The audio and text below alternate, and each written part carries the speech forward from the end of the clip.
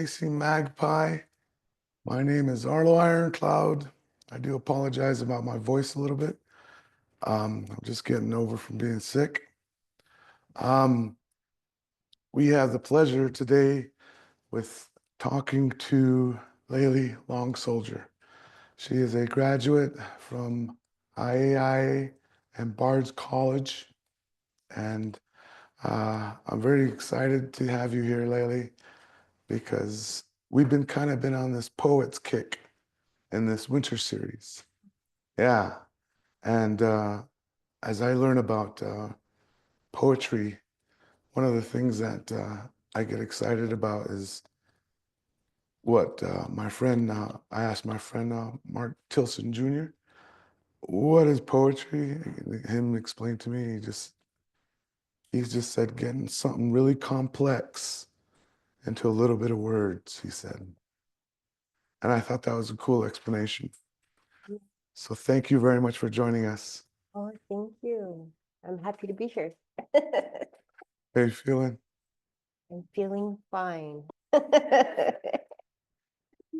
Um, I would like for you to kind of share where you came from. I would like to know that because as I'm, learning about the artists, poets, recently me and my wife, we rented the John Trudell documentary.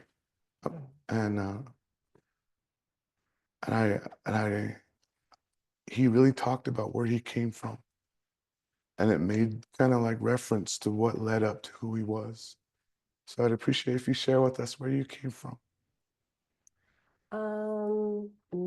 I grew up mostly in the Southwest. So is that what you mean, like location? Yeah.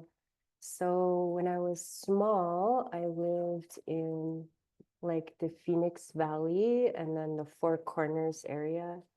Oh, okay, yeah. Uh, when I was small, my mom went back to college, so she was at Arizona State University.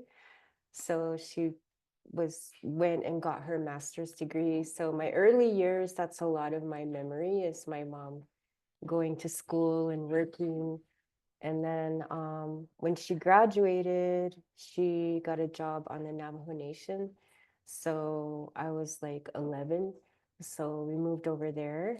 Or she got a job at a place called Napi. So if you're familiar with the area, Navajo agricultural. products industry. Yeah. Yes. We, So, oh yeah, yeah. So we lived over there, like in the Upper Fruitland. oh, okay. I lived in the Kirtland area. Yeah, okay, well, I went, ew, now we're getting we're getting detailed. Full circle. Full circle. I'm like, I hope you don't remember me, my awkward stage. My awkward stage that lasted years. What do you mean by that? Your awkward stage? No, I would just say that I was not, I was just awkward most of my life until now. Just kidding. Well, anyway, so when I was around 11, then we moved to the Four Corners area. And yeah, Upper Fruitland. I did go to Kirtland High School for a few months. I don't remember what year that was, but anyway, yeah, that whole area. Mm-hmm. And then so I was there during high school.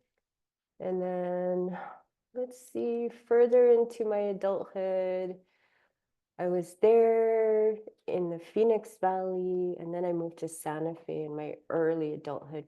But I also, during that time, would come up here, I mean, that's how I would say my connection to being, to being Lakota and to my family here is just, we come to visit maybe once, twice, 3 times a year, depends. Mm. So I try to maintain that connection too. Yeah. And also for my kid. So yeah, Cool. that's that. I mean, yeah, it feels like a kind of yeah, this thing between the Southwest and up here in South Dakota, kind of like a circuit, a yearly circuit. Yeah. So, I mean, I used to travel back and forth. Um, my mom is from the Shiprock area, and uh, we lived on the mountain there. oh, okay. So that's kind of where I know about this place a little bit. And I guess one of the things that I recognized, like just being from that area, Mhm, I don't know if it felt like this for you, but there was a tremendous amount of pride in myself mhm, being Oglala, but I was in the Southwest mhm, on the Navajo reservation, and I had this tremendous amount of pride about who I was, but the only connection I ever had was my family's from there, mhm, you know, but that was one of the things that really resonated with me because I was so isolated from my people mhm. that it kind of like drew it out of me.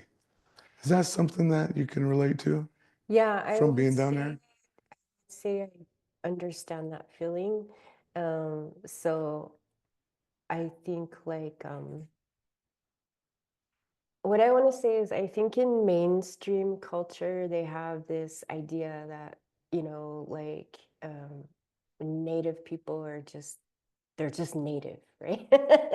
It's just one thing, right?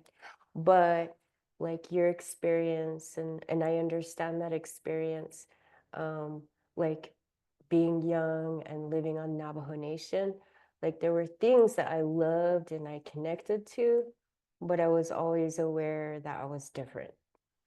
Like it just doesn't matter. Like being Lakota is just I was not no matter how much I may be how close I may be to people, I still was never Diné. Yeah, And my friends who were Diné, like I loved them. I loved like learning things about themselves, their family. At that age too, they would be having kinafta, like all of their coming of age. So all of that was so cool. Nonetheless, it certainly wasn't my yeah, ways. And so there was a very, I would say, an awareness that when I lay down at night, I was alone. yeah, I was singular in a certain kind of experience. Um, and then when I got older, also in my young adulthood, living in Santa Fe and up to present, like I love being there. Also living near there's a lot of different there are Lakota people there, but for the most part, I'm very aware that I'm still like in Pueblo area, and like I don't know, I just feel a kind of respect for that. So it's here that I come up here. I feel like it created an even stronger appreciation. Like I really appreciate any time I have here with my family. Um, I spent this week, just visiting and hanging out with some of my cousins and my aunt and my nieces and nephews. And like, it's just like I value it so much. I think because of growing up with that kind of like distance. Yeah. yeah, So, and even our language, like to hear to hear some of our relatives or community members like speaking Lakota, speaking it fluently and so on, it just means a lot. I'm like, love it. But I think that that comes from those formative years with a kind of like longing. And yeah, I was like, yeah. yeah. Mhm. I really I was looking at your profile online, just trying to, learn a little bit Mhm. about you. I know it feels creepy to me too. I don't know. I don't like it either. So I don't do too much of it too much. Um, but whenever I was looking up some of the stuff that you've done work on. I was just talking to Mary a minute ago about finding art in spaces where it just blows me away where you find art. Mm. And in an article from the New York Times, and it said it talked about you were able to identify poetry and history during the Dakota Uprising. You make mention about a storekeep or a guy that held food and told the Indian community that you'd rather eat grass. Mm-hmm. I'm not going to give you anything. Eat grass. Mm-hmm. And then during the Dakota Uprising, he was one of the first ones that was killed in that uprising. Mm. And then when they identified him, they found him with grass stuffed in his mouth. That's right. And and then the way you said that it was poetry. Could you talk about that a little bit, please? Because I found that was just so cool. Mm. That that act was a poem. Yeah, I think that's what I wrote, that act was a kind of poem that did not require words, right? So there's a few ways of seeing that. The first, maybe the more surface level, is I would say I see that as a kind of poetic justice, that act, which was a kind of form of retribution, or to literally make that man eat his words, right? Because what he said was, if you're hungry, eat grass, right? He wouldn't extend store credit to the Dakota people, who were at that point reliant upon store goods and money. Like they were sort of forced into those conditions, right? And they were not receiving the funds they were promised. So, right, so they were backed into a corner. Um, so that led to the uprising. So there is a kind of poetic justice that I felt was so important. I think that it sort of echoed through me ever since I was young and I heard that story, you know. So that's what motivated me to write that piece.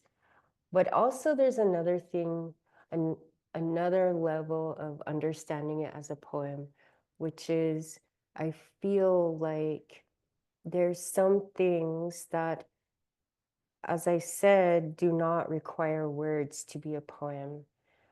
I always use this as an example. So, as I said, when I was young, I grew up in the Southwest. Mm-hmm. So, coming up north, you know, as I began to travel, you know, driving up or driving back, my favorite thing always was the grasses. Mm-hmm. Okay. So that became like a thread in my book, you know, an image that recurs, the grass. Because as soon as you start getting up into like Mm-hmm.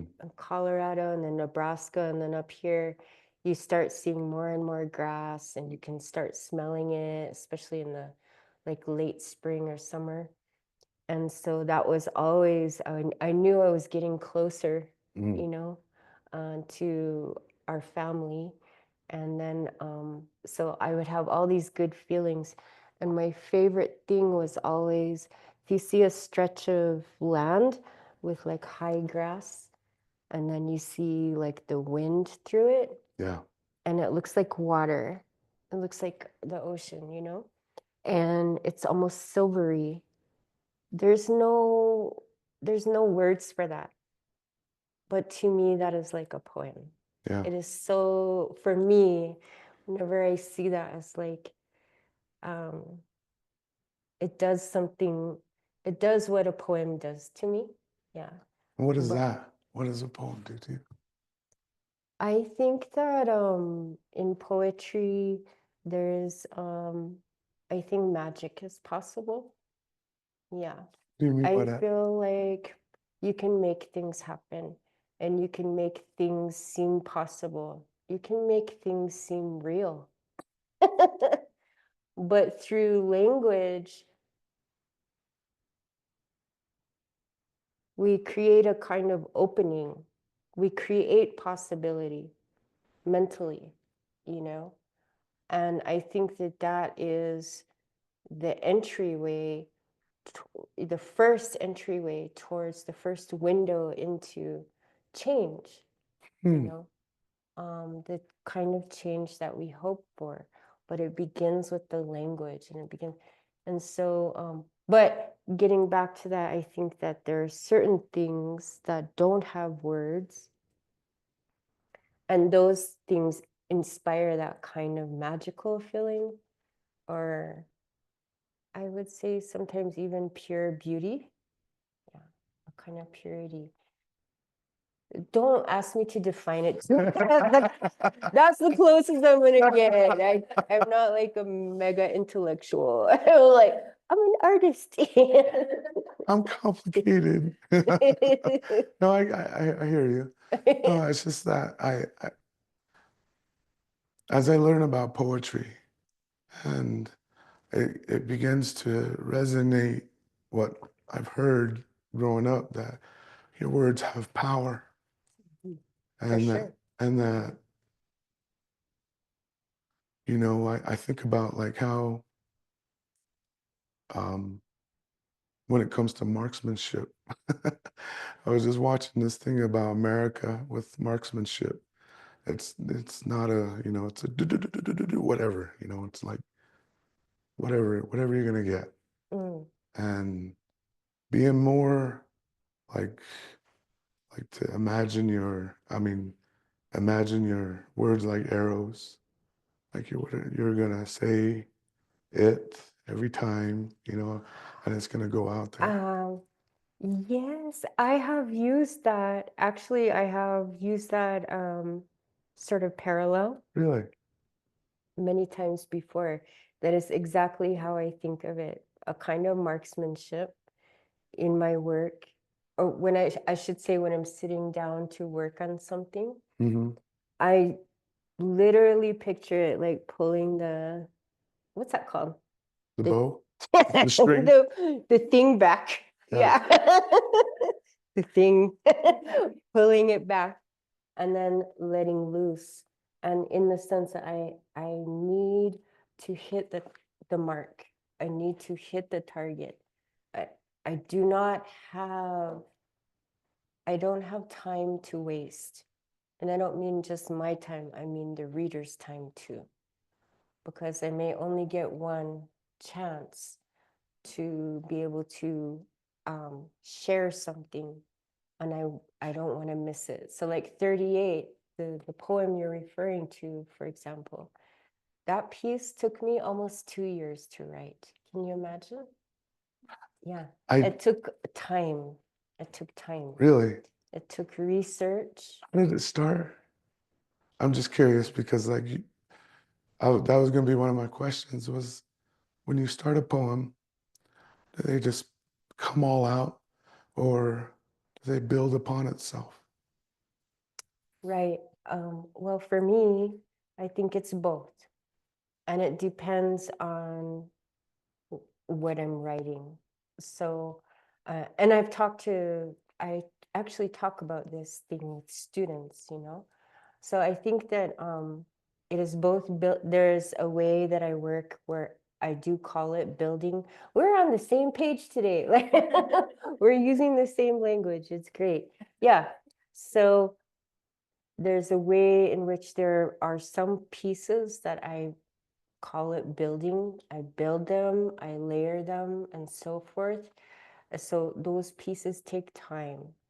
And a lot of that kind of work is usually when I'm working with historical events or things that are outside of me, that involve community or involve history or involve our language or whatever.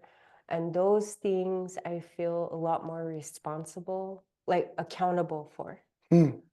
because I know that other people are going to read it and they're going to have their laser goggles on and they're going to spot any error.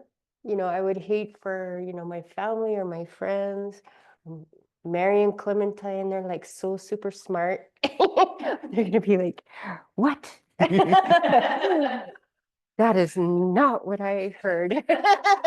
That's me too. I think that every time you guys look at my stuff. My friends who are close readers. So I feel, and also, also for our children, I think about, the scary thing about writing is that it feels so permanent and it feels like you're etching something in stone. And that's a whole other subject we could talk about, writing, my issues with it, despite the fact that I write. But so I feel a kind of responsibility that's a little greater than those pieces that are very personal. And I would say that I wait, and sometimes they come very quickly and very suddenly. So I will feel something and it comes and it's there and it's nice. It feels good, So, and but a lot of times those things are maybe from the interior world, the interior landscape of who I am. How do you note take that? How do you note take all that whole process? Because I'd be curious to know. I mean, do you write it in your phone? Do you pull out a book? Do you write down something? Or do you just start compiling it in your head? Oh, that. I suppose it would be, well, I do keep notes. I do take notes sometimes when I have an idea or a thought. I have to catch it. So I make sure to write it down. Otherwise, I'll get home and I'll be like, what was it that was so great that and I forgot it, I just hate that. So I try to keep notes. But I'm saying sometimes, like, I do work at night, and so sometimes at night, maybe there's something that has been on my mind or I've been feeling, and so I'll sit down sort of intentionally. I intend to write about it, but just allowing myself to sit and think, it will begin to come, and but the things that are more personal, that's a little bit easier process. Really? But the other things I said that involve community or language or history, that's a much longer process for me. So there's like research or talking to family, talking to friends, and also even having readership. So a lot of times before I publish anything, I have certain other native poets or scholars. I recently asked Mary and Clementine to read a piece of mine. So I will ask readers.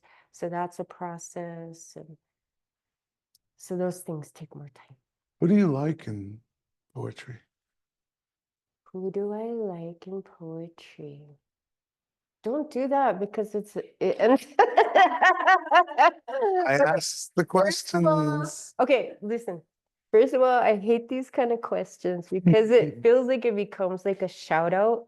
And then my other friend, and then there's always someone that I forget. I hate that. How about this? Yeah. How about this? Who gives you the inspiration to write your poetry? Where does that source of inspiration come from to write your poetry? How about this? This is what I think. I'm gonna ask myself the question. No, I'm kidding.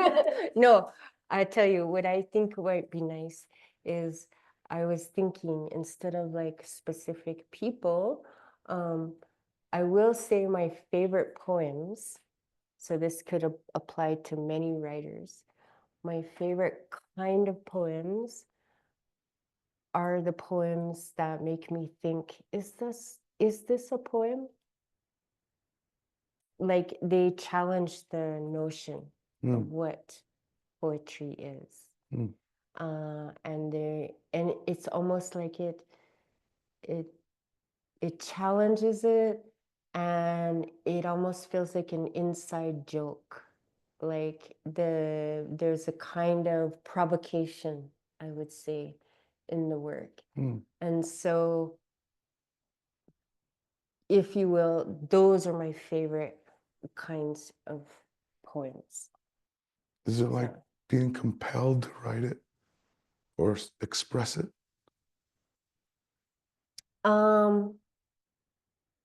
No. Okay, so let me think of some examples. Oh shoot. Now oh my God, now I have to use my memory, which is very poor.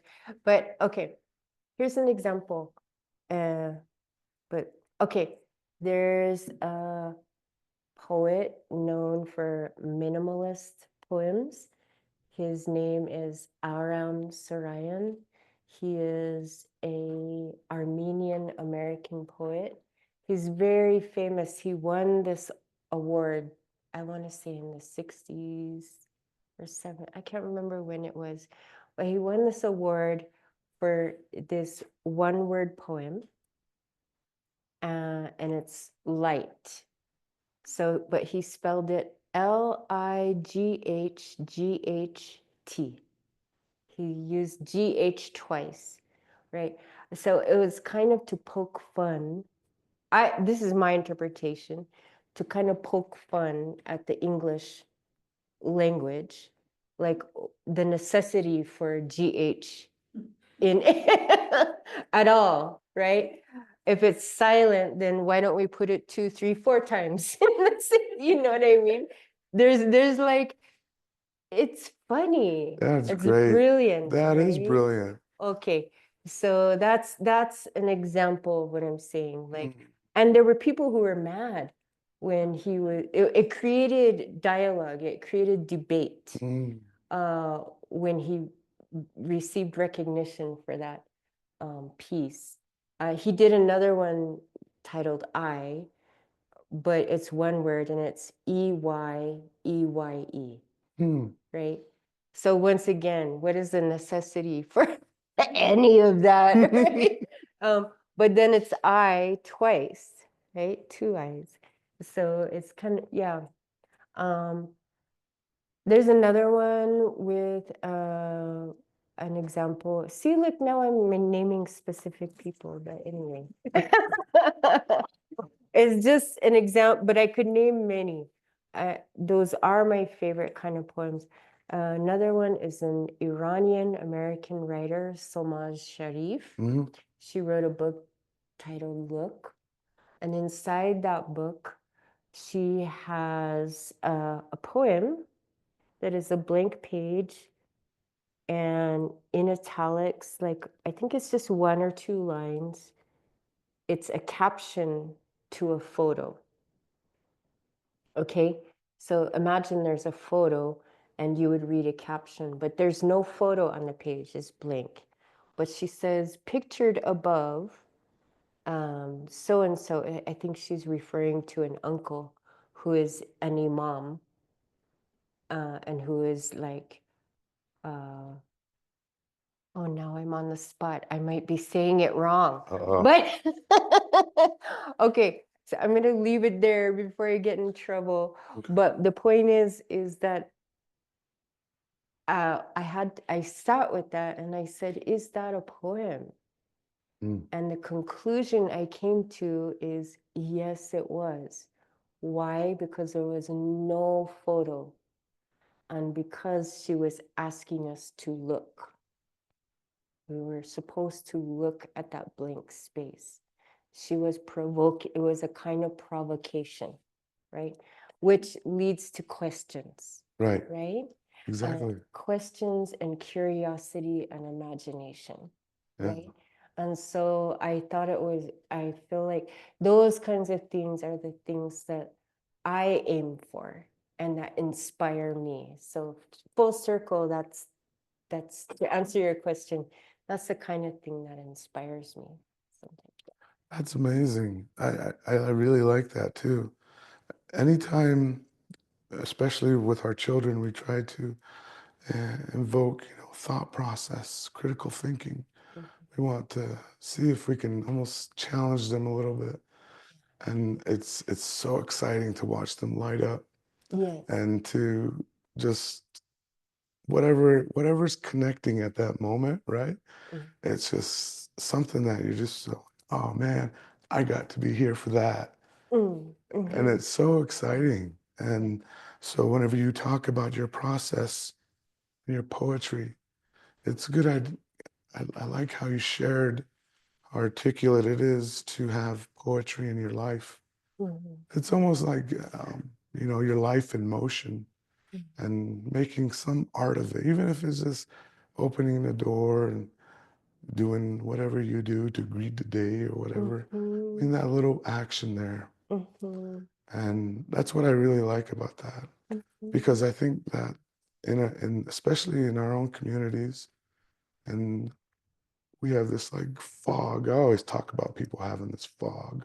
mhm, And there are some people out there that are able to gather their thoughts and express it through word and become a little bit of a beacon, a little bit clear thinking. mhm, And I've never found a better space for poetry to be mhm, whenever I find it. So mhm. like seeing poetry in places like the gentleman with the grass stuffed in his mouth. Yeah. What is that? Is there something in your life where like, oh, I know. John Trudell, I'm listening, me and my wife are watching his documentary. Mm, And the first thing, or one of the things he said is that I've been in trouble with the United States government, the feds, and all I've done is talked.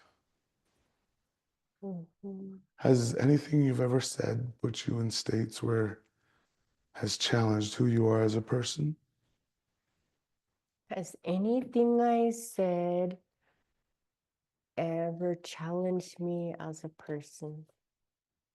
I do. I'm just kidding. I'm just kidding. But if you will, that's an example. Let's say those two words. That's just a small example. Um, something is a commitment and it's a legal agreement. So there's a kind of thing, aspect of legality and all of those things that comes into play, right? And that I am wary of, always wary of. But I don't know. Besides that, I was just joking. You're good. Besides that, has there ever been anything um, that I've said that has what? No, what I'm just curious because like um some people, it seems like whenever they're so involved with their art that like nothing is gonna stop it. Nothing's gonna prevent them from getting it out, almost like an itch, something that's like gnawing at them to get out. That I feel it sometimes. I've identified it through the radio when I used to work. I used to have to. Um, it was scary because, like, for example, whenever there was a active shooter, and I had to gather what I was gonna say on the radio in like a few seconds, and the panic that came across me that was just like, I need to say everything right, Mhm. you know? And I think about that with people with poems that whenever they get it out, they got to nail that mark. Otherwise, it's going to be misconstrued. And I'm really curious, do you feel like that to some of the work that you express? Mm. Sure, like that you've got to get it right and a sense of uh, responsibility or Yeah, yeah, for sure. And I think that's what I was talking about earlier, right. you know. and there's kind of a pressure. In fact, I think I remember a while back, I was on a Zoom meeting with Mary and I had a breakdown. I had a breakdown with her and Molina.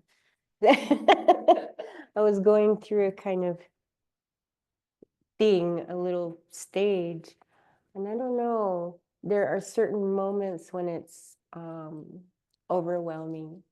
I don't mean maybe that's too strong a word, but I feel the pressure of getting things just right and doing things. I mean, and that's the thing with writing.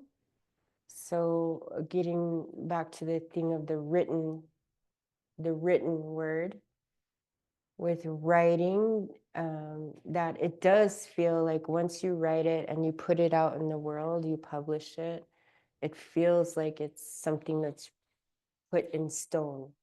And I don't really always like that because we change. I change. Also, like, let's say I'm working with things that have to do with history or language.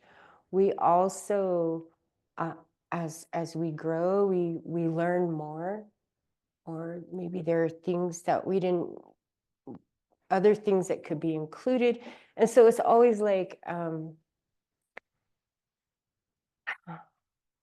it can't breathe. It becomes very set. The letter press, setting the letters. I mean, all the language around publishing and putting things on the page has a kind of permanency to it, Yeah. which is really kind of scary for someone like me, because I like to have a lot of wiggle room and Yeah. I like to change things. And even Ray can tell you I was changing the title of my workshop up to the last second. I'm like, no, I don't like that. I was quickly texting her. So I just need a lot of room to like think and change and evolve. So it is a little intimidating sometimes working in, especially in this medium of the written word. Um, but it is what it is. There's other things that I appreciate about it too. Yeah. Yeah. I mean, I just needed to, I don't know. I like to hear an artist's thoughts when it comes to their work, and sometimes it's like you said, it's so compelling. Sometimes it's really hard to work, takes years. Sometimes it's just fun to know about their process. As I learn about like the poetry world, Mhm. and I made a joke with one of my friends.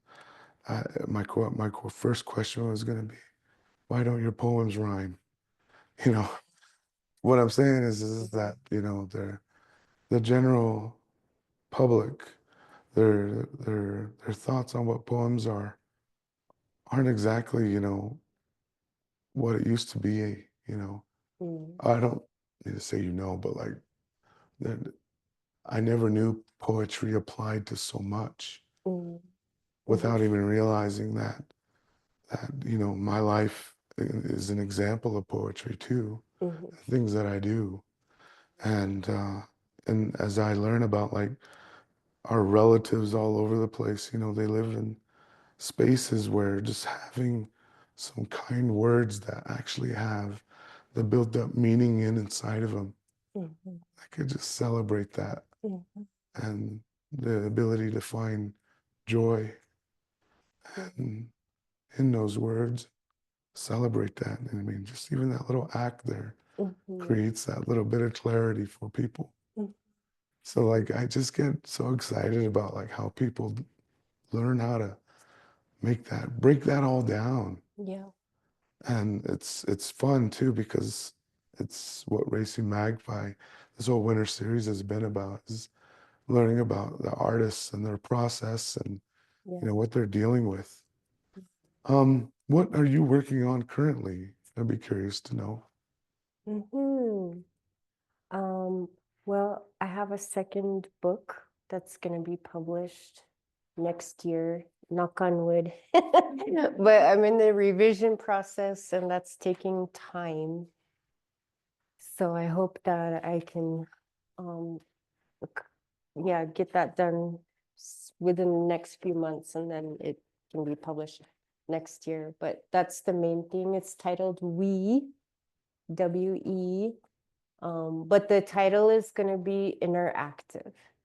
So when you open the book, I'm going to invite the readers, if they want to, they can take a pen and put an accent over the E on the cover, and they can choose to title it We if they prefer, which is blood. So, but all of the book is either we as in terms of the English pronoun as us together, or we, this idea of blood and kinship and relation. Mm. Yeah. So that's what I'm working on right now. It has a visual, it's going to have photographs, some of my visual work, and then the poems that came out of that.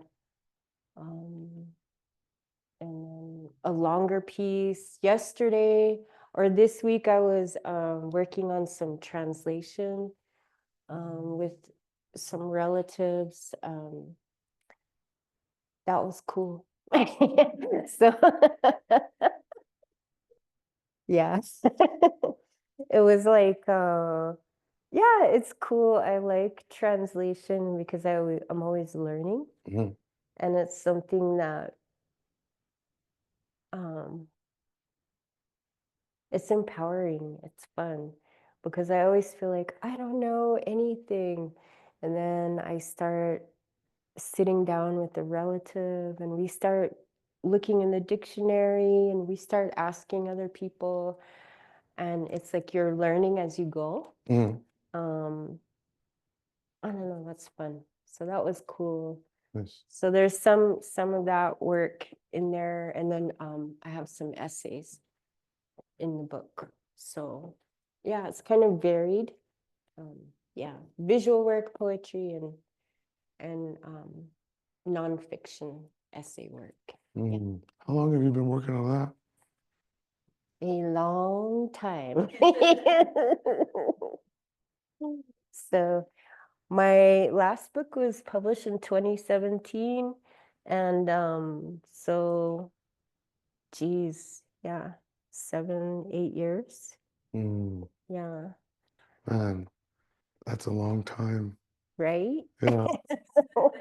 I mean, that's a child now. Yeah, it is. Grown child. It's about this big. Yeah. When you go back and think about some of the work that you had early on, what does that do for you as you go forward, and especially with new projects? And when you reflect on those old, when you initially started, what do those do for you? Mm. Like when I look on at my early work, a lot of like it's almost like, oh, how cute. Oh, I just thought I was doing something so cool, and then now I'm older and I'm like, oh my gosh. Um, but that's exciting, and I think that's how it should be. You know, we should be kind of like building on that early work. So in the early work, I can still see some of my present day interests, Mm. right? But I was just beginning to explore them and beginning to try to find the language, whether it was written or verbal language, or whether it was visual language. Mm. So I can see the ways that in that early work, it's like the little sprouts. And then through the years, how those interests remain, some of them remain the same, you know? And so, but they've kind of evolved. Um, and I find that interesting. I've had that conversation with a lot of artists, other, friends who are poets or artists. And some poets or artists call them obsessions. So they'll say, I have these, lifelong obsessions, Hmm. things that they just can't stop writing about. And it's been 20, 30, 40 years they're writing it. They still Wow. return to some of the same things. That makes sense. And I don't know if they're always obsessions for me, but they're just enduring interests and enduring, issues that persist. It has a kind of persistence and endurance, over time. So, and I had a student, I think I was telling Marion Clementine or someone. Anyway, I had this really beautiful student at IAI. He's a MFA student, and he's from the Northwest. And we were having a conversation, and he said, I know there's all kinds of things I could write about. He said, but I always end up just writing about my community or like things with our tribe and art. He said, I just can't, there's nothing else I want to write about. I can't stop. And I was like, I understand. Really? There's a world of possibility, but there's certain things we're always drawn to come back to. Hmm. And a lot of times it's those core, those fundamentals, those things of who we are, who we come from, or the things that we continually sort of face, you know, in our day-to-day life. Okay, now I'm rambling. No, Yeah. that's good. No. I don't think you're rambling at all.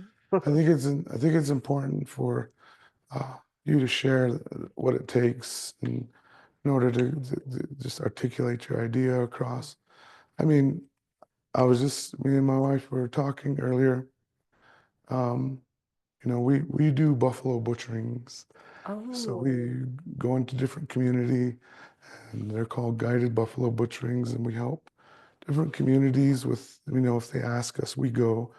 And we were talking about like all the people that have helped us through the where we've come to, till now. And we get help from different people from a different aspect of the entire, process. But for the most part, we've had to develop on our own what we've created. yeah. And my wife is, um, I really think about how much we've created. And we were saying, what do you think it would have been like if somebody like us now would have been able to go to us and say, hey, you know what would work? You know what would help? And I can't imagine it, but I see it in the people that we work with. All of a sudden, those people that are doing what we're kind of doing and almost see how it's more than just your own passion, your own love. You begin to see it's the sense of community. Mhm. Because once they're starting to grow, this whole world that this whole world that you're working in starts to connect. Yeah. And that's why I like poetry so much lately, Mm. because the ability to concise an idea so Mhm. that somebody else will gather that information. Mhm. And then with us as indigenous people, that was our bread and butter, man, sharing. Yeah. And I can't help but think, if you can just get that idea across, whatever it is, through your poetry, Mhm. your understanding of how history went, Mhm. what it did to you as you read it. Mhm. I think that's one part of being indigenous is that we're all waking up in different states Mhm. and we're realizing who we are. Mhm. And then that right there is already difficult to deal with Mhm. coming out of that state when you're realizing that, holy crap, I'm lucky to be alive. Mhm. And Mhm. so that's why I like talking to artists. Yeah. And I Yeah. really appreciate your thoughts. Uh-huh. Oh, thank you. Right now, I just kind of want to open it up to everybody else around and join the conversation. And if anybody has any questions for Layli, I'd appreciate it. Do we have any online? Ew. Why don't we start with those then?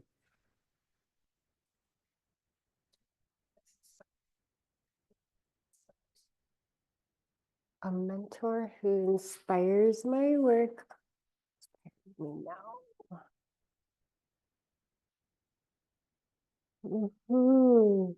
Yeah, I actually do have mentors, present day mentors, people that I actually have lunch with. And it's funny because there are students, I have students who like have graduated and then we became friends after they graduate. And I would consider them like my mentees in a way, because I'm older but we'll have lunch. And then I tell them I have my mentors too. So, and it's true. So an example is I still sometimes have lunch with Arthur Z, who taught poetry at IAI in undergrad. And so all these years, he's really good at maintaining relationships with former graduates. So I know I'm not the only one. In fact, I have many other poet friends who are alumni of IAI, and they're like, I had lunch with Arthur the other day. I'm like, well, fine, I'll be doing it next month. So no, I'm just totally kidding. But that's an example. He is a mentor. Like last time we got together, he gave very, very good and practical advice for things to do with my manuscript as I revise, like hands-on advice. So, and that is very helpful. Also, Joy Harjo I would consider her a mentor. Um, we touch base every now and then, but um, I appreciate first of all, she's extremely prolific. She's a prolific writer. And she's also, one of the things I appreciate is she's just authentically herself. And somehow she has made it through the literary world, which is not an easy place to be sometimes. And she is herself. And that is really an incredible accomplishment. She is just Joy Harjo. And through the years, I have faced difficult situations. Yeah, and so she has been somebody that I have been able to sometimes call and ask, and she's given really like good advice. So, um,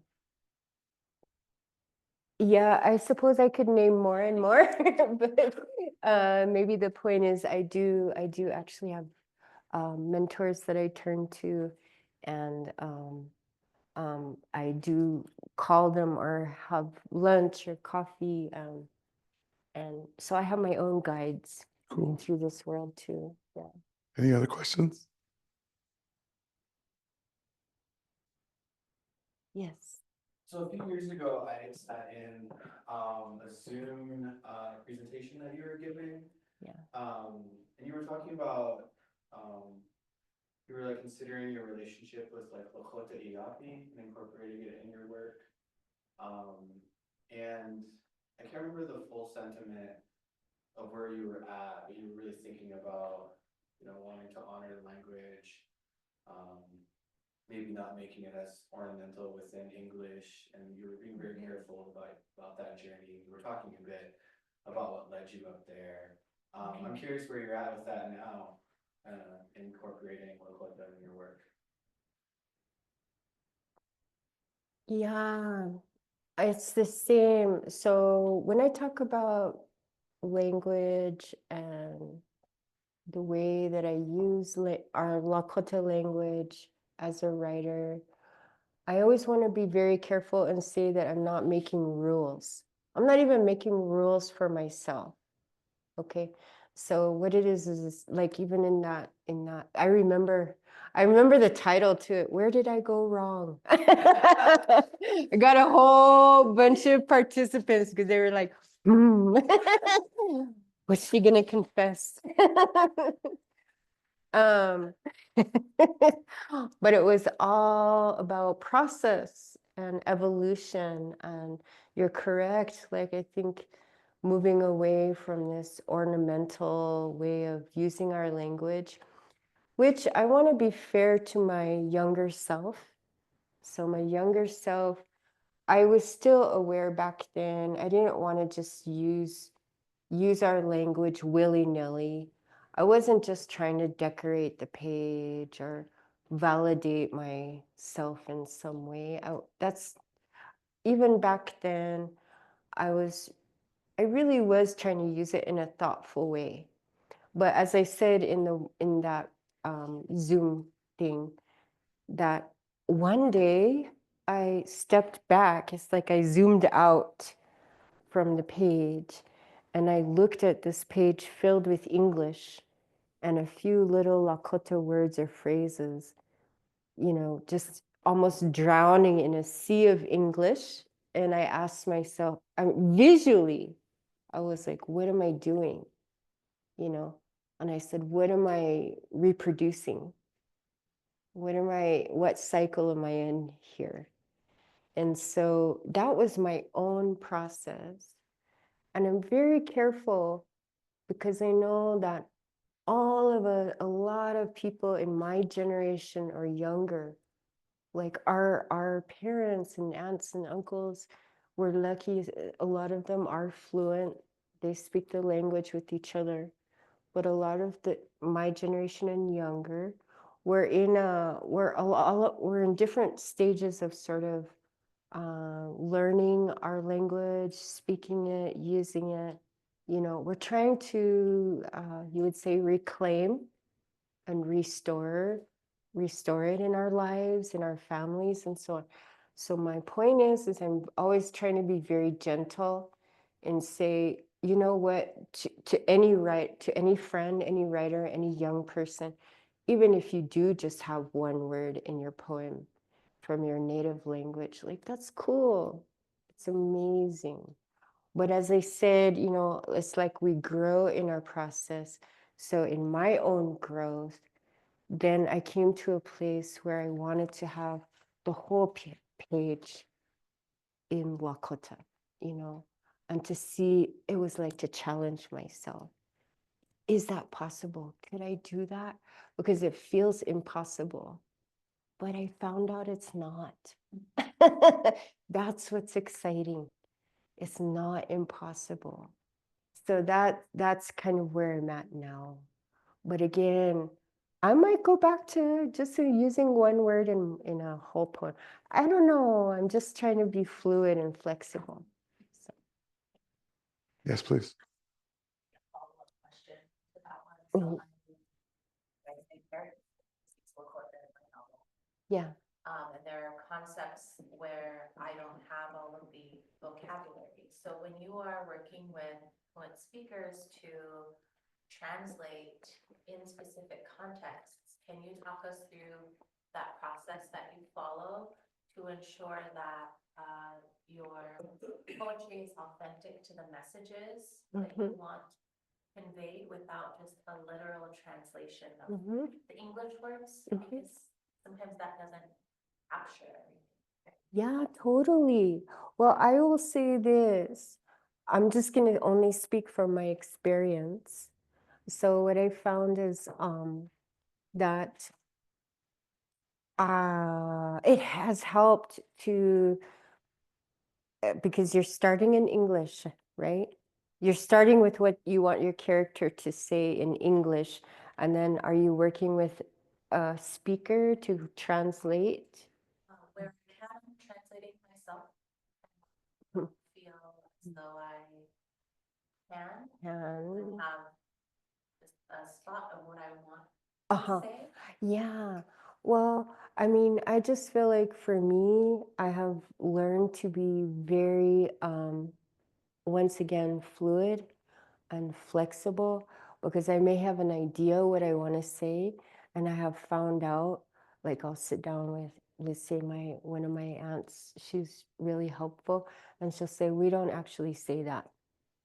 And like one time, the simplest word I wanted to, I had a line. Anyway, I can't remember the line, but I had the word love. And she was like, we don't say it that way. We don't have, I mean, this is how you would say it, you know. So I was like, oh, so, but what I love about that is that's what I was saying earlier is I'm always like learning. I'm learning as I go. And so that's exciting. So it's more like the process being involved rather than the product. Yeah, that's what it is. Yeah. Hmm. Hmm. Any other questions? Shoot. Hmm. What is your creative process and what's the idea of that maybe? Hmm. It was that Bodera Joe. Hi, Bodera Joe. Hi, Bodhi. Actually, Bodhi, some of Bodhi's work is going to be in my next book. Yeah, her photographs. So thank you, Bodhi. Um, with heavy stuff. Yeah, I'll tell you. I actually do. This is something I've also talked about with some of my students because, yeah, I think especially, but this could apply to anything. Let's say, I think about it especially like when we're dealing with maybe historical events, things that involve a certain kind of trauma or what have you. Let's say boarding schools, right? I wrote a piece. It was heavy. It was heavy to think about some of that stuff, to read or what have you. It was heavy. And so, and it's a lot on the body and on the heart and on the spirit. And so actually it's sometimes like with that kind of subject matter, I have found ways of diverting my focus. So sometimes with those things, I divert my focus towards sort of like devices or constraints that I'm using on the page. So my attention is more, let's say, on the form. Let's say I've chosen a certain form to work with, and so I'm trying to make sure I can fit everything into that form, and that's a distraction from the heavy content. Does that make sense? So I'm working with the heavy content, but I'm more focused on making everything look right on the page. you know but it's some of those things are useful little tools. The other thing that I do sometimes too is to I notice, and I wasn't even conscious of this until after I published Whereas, but I noticed okay, first of all, the thing of grasses I mentioned earlier recurs a lot. And another thing that recurs is my child, my kid. I write a lot about my kid. Those two things in particular, especially when I was younger. Now my kid's older and it's not so much, but when when my kid was younger, small, my child and the grasses were kind of like medicine. They were like lifesavers. They created a kind of buoyancy. Mm. And so when I was out there in sort of, you would say, troubled waters, things that are really heavy or difficult, those two things were my medicine, and they were the things that kept me up, kept me above water. put my head above water. And so you would see those subjects or certain relatives come into my work sometimes, and I recognize that also as a way is to bring a little light in, a little light into the work. So it's not so much always for it helps the reader, but it's also for myself to be able to make the content manageable. Yeah. So there's those two things, both the form, the devices, the constraints I'm working with to create a diversion, right? So it helps me think about other things, but also to bring in things into the content that are not so heavy, that are medicinal or create a kind of joy or light in the work as well to kind of balance it. Yeah. Mhm. Cool. All right. Well, um, Layli, thank you so much for joining us today. I really appreciate it. Thank you. Thank you for having me. Thank you, Racing Magpie. Yay. Okay, I guess we're done. So thank you, Ray.